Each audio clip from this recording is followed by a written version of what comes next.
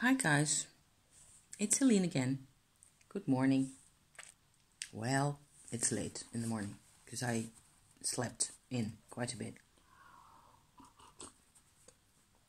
First sip of coffee. Amazing. So good. So I have a couple of things I wanted to share at this point. Sorry, I don't wear glasses at this moment because I'm really close to everything, so no glasses. Okay, contrary to back in the forest yesterday and everywhere else. Oh, so nice and hot. Fresh brewed coffee. Okay, so my things. I have a follow-up on my vibrational adventure with the burial mound yesterday and or gallows, however much of that was really there, you know. I'm not doubting myself. It's just that a lot of people will walk around that part of the country and not notice anything. Contrary to popular belief, it wasn't haunted, I think, or at least not that I've noticed. I was completely comfortable all of the time, just like with collecting my graveyard dirt. I suppose this just depends on how you engage deeply inside, you know? What is your program for this kind of a thing? If this is your thing at all, and if you don't feel like, if you're just listening to me like, what's she been doing, you know, fine, excellent, perfect. So, I'm gonna go into that in a bit. I also have beads. I finally baked my sea clay beads and skulls and things. So I'm going to take them off the off the piece of wire that I strung them on. You'll probably not be able to make them out. I will do a top down, show them top down at some point or other. I have a lot of these little sizes, different sizes, little skulls that I made, because tumo, skulls, you know, kind of thing. It just goes together. Come on, you. Boom, like so. So maybe this is visible that it's a skull, like so. I've noticed that if I hold it where the focus is, that will actually maybe work a bit better. They're a bit like monkey skulls for some reason. And I've got a little goddess type pendant that you will never be able to make out because it doesn't have that much detail. And there's another, like a more abstract goddess. And the funny thing was that this little pin-shaped goddess here, it actually came back to me, the image of that came back to me as I was sort of involved in my energy process, whatever you want to call that, I don't know, in the evening. So later in the evening, in the middle of the night, parts of the night, I have been sort of busy with my burial mound and my things again. Because it was really layered and there was the gallows presence was a lot more obvious than any burial mound presence. I would tend to say that I have a certain talent, I don't know what else to call it, for picking up vibration and certainly human activity of the past in any place, whenever I go, and I tend to sort of step outside of time, if you like, or to go through time, like through a huge big cake like that, down to as far as you please, you know. And sometimes I'm apparently motivated to want that. I don't know why. It's appealing. It's an interesting and kind of an enriching experience each time to go into time like this. So here's another little, I made like a pentagram witchy thing with a witchy cottage at the other side, like that Baba Yaga cottage that I've made lots of times with astrological symbols. It's quite hard, baked 2.5 hours, red hot, glowing red hot in the middle of my wood fire in my fireplace, as you may have seen me do before. This works just fine. So I felt when we went to bed and everything else was settled down and we had a nice evening with our fireplace and all the rest of it, I felt that there was a bit of unfinished business that I had with my burial mound and my place, my location that I went to yesterday. And it turns out it wasn't so much of a healing, this iron thread wire. I will just have to chuck away because it won't do anything anymore, I think. It'll break easily because it also has been in the fire, right? Okay, so I had a bit of unfinished business. I felt like there's things I haven't seen or things I haven't been able to look at, and often in the middle of the night when it's dark and quiet, you can actually pick up much more and find things that are useful or interesting to you. And what I picked up in the end was like a transformation of human consciousness from looking in hindsight at what I have seen, during that sort of a visualization or meditation or whatever you like to call it, where at first I went back to this emotional confusion, chaos realm of the actual gallows place, the execution place, which is like the nastiest thing you can think of. I mean, who would have thought? My mum is not here to be upset about this. Thank you very much. I am upset about this on her behalf. Why do you even bother? Why do you do this? Compassion, because it's part of human experience. I have to do this. I have no other words for it. It's just how it goes.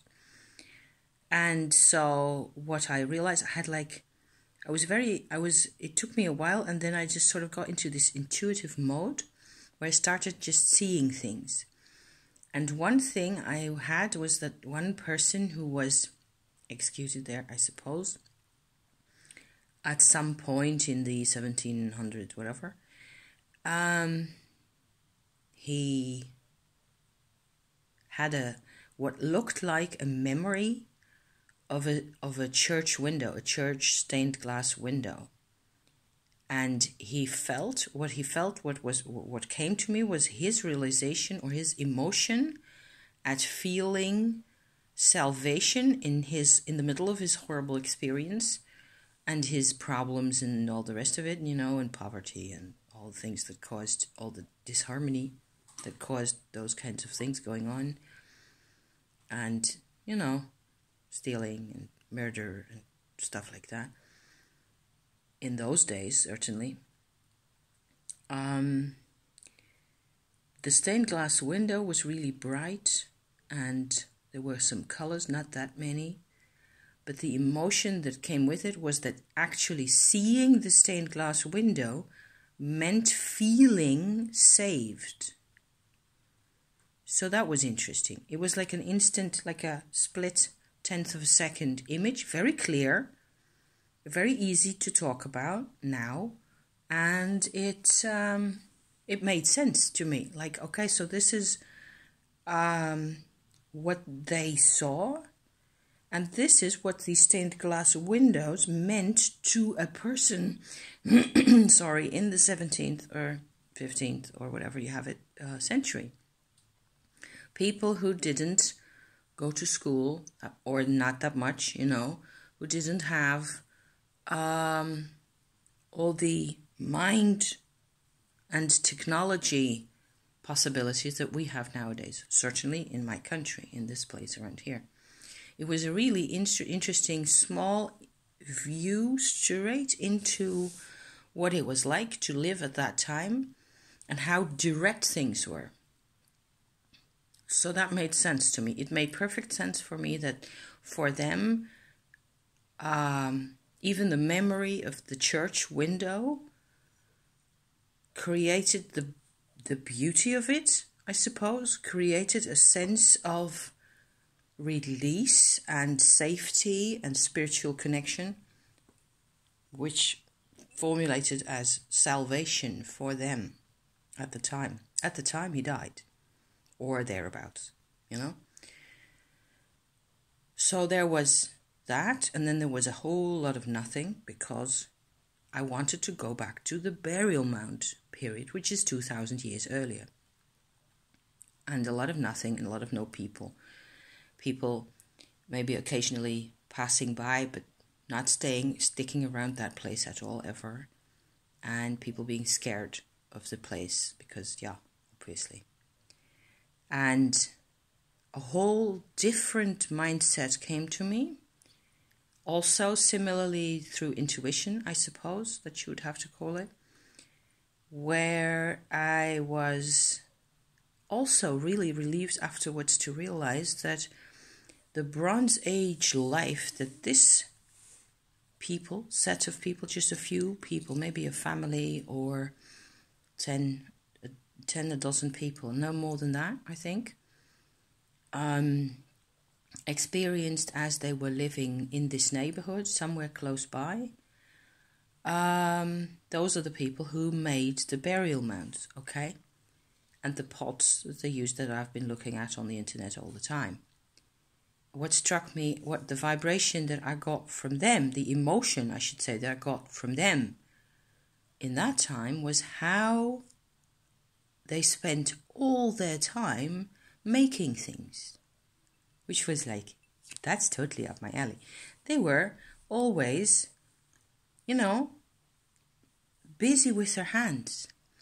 And rather than, what I think, okay, so I've grown up with a lot of fiction and novels and stuff, which projects a whole lot of fear onto so-called primitive cultures, a whole lot of anxiety, a whole lot of the limitation. You're supposed to somehow interpret always that nowadays our lives with technology and industry and in industrial complex, dominance over the culture and things, over nature and over people and domination over everything, that's supposed to be your enlightened state of affairs that you're supposed to want and like, and live happily ever after in.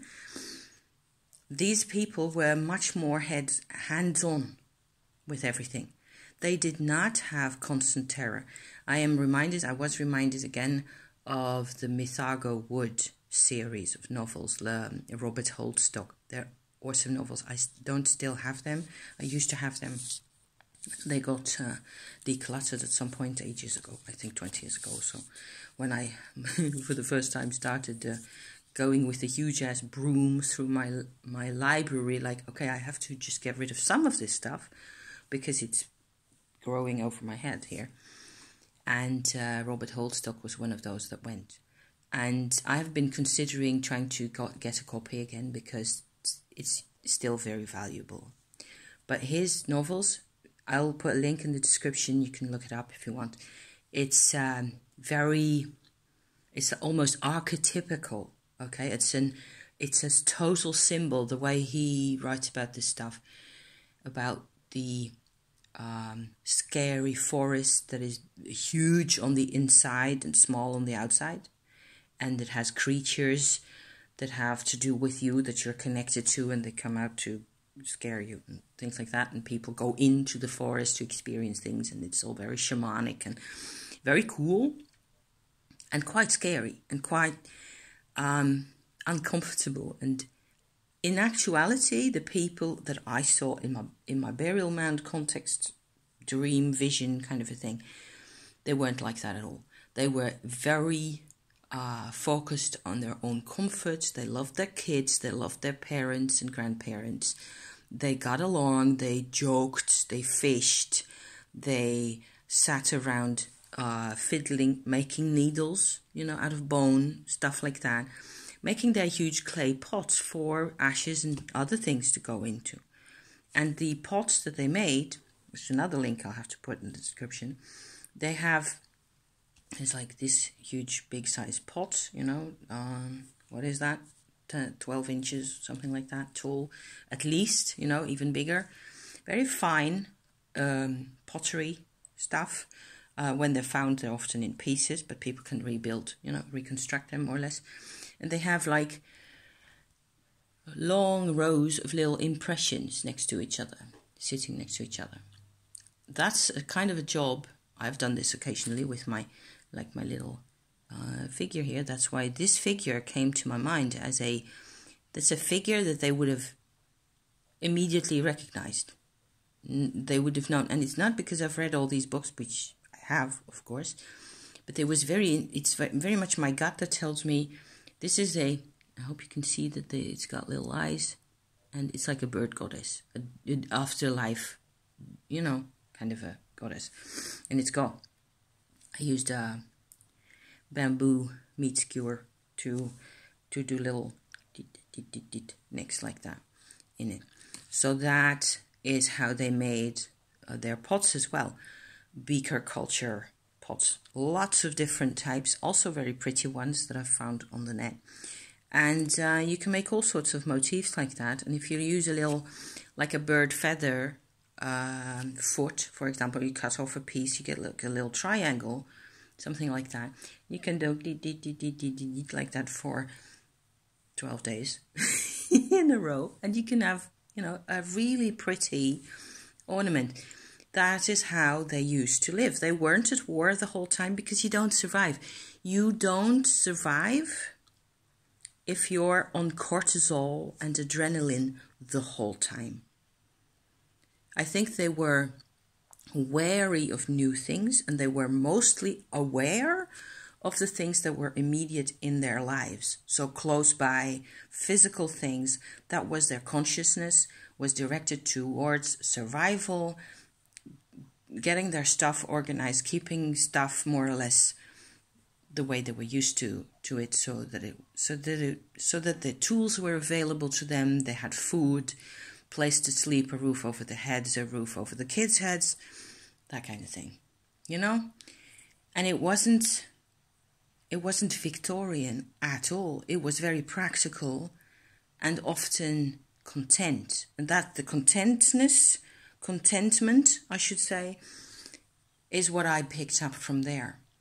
And so I tried to come back towards myself after all this and connect this sense of immediacy with the pottery and the willow weaving, willow stick, mat weaving and stuff like that, and leather work and whatever it was else, woodwork, lots of woodwork that they used to do, the contentment and the immediacy of that, to the transformation that apparently Christianity and or the church brought to a lot of people, where all of a sudden the immediate places, the immediate life of a person wasn't under their own control anymore. They weren't living tribally anymore. And then salvation became a thing. And now we have technology, and we are saved by our smartphones.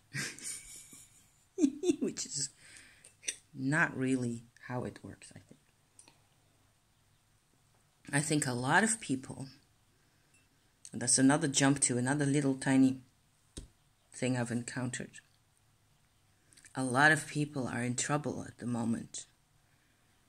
Mental health-wise, equilibrium-wise, because they don't have no tribe, or very little of it, or the tribe is gone bad. Maybe it went bad 100 years ago due to alcohol and violence and pain, And they don't have no salvation at this moment either anymore. There's no salvation to be had anywhere. Are we men? Are we women? Those kinds of things. And we overdo it the whole time. We aren't made, some of us aren't made to interact and mentally, mind-wise, be in this mind sphere the whole time. We're much more comfortable with this kind of stuff and with, little things. So here's to the things. That is nearly 20 minutes. Quite enough of that. Thank you for being here. My battery's nearly dying. So thank you. Okay, see you soon. Bye-bye.